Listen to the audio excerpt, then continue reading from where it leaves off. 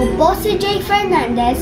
Halina't alamin kung paano pangalagaan ang ating kapaligiran at likas na yaman. 1. Panatilihin nating malinis ang ating kapaligiran. Sa simpleng pagpulot ng basura at pagwawalis ay makakatulong tayo upang maging malinis ang ating kapaligiran. Sa ganitong paraan, makakaiwas tayo sa mga sakit na dulot ng maruming paligid.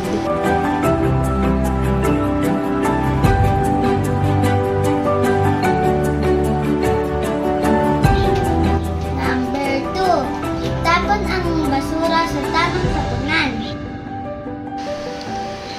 Huwag itapon ang mga basura kung saan-saan, lalo na sa mga kanal, ilog, dagat, at iba pang mga yamang tubig na karaniwang magiging sanhi ng pagbaha. Number 3. Magtanim ng mga punong kahoy at halaman. Ito ay isang magandang paraan upang hindi maubos ang mga punong pinuputol dahil sa pamamagitan ng pagtatanim ay mapapalitan ang mga naputol na mga puno.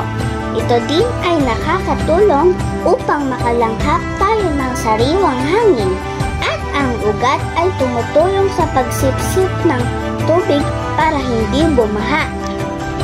Number 4. Magtipid ng tubig at kuryente.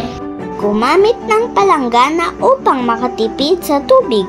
Tanggalin at patayin ang kuryente ng kable upang makatipid sa kuryente.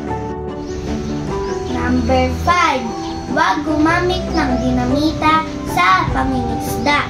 Ang paggamit ng dinamita ay nagiging sanhi ng pagkasira ng mga koral na tirahan ng mga isda at iba pang lamang dagat, kaya't iwasan ang paggamit nito. 6. Huwag magsunog ng basura. Huwag magsunog ng basura dahil ang pagsusunog ng basura ay nakakasama sa atin at sa kapaligiran dahil ito ay naglalabas ng masamang usok na nagdadala ng polusyon sa hangin na ating nilalanghap.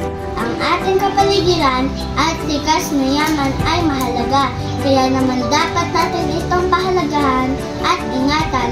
Thank you for watching!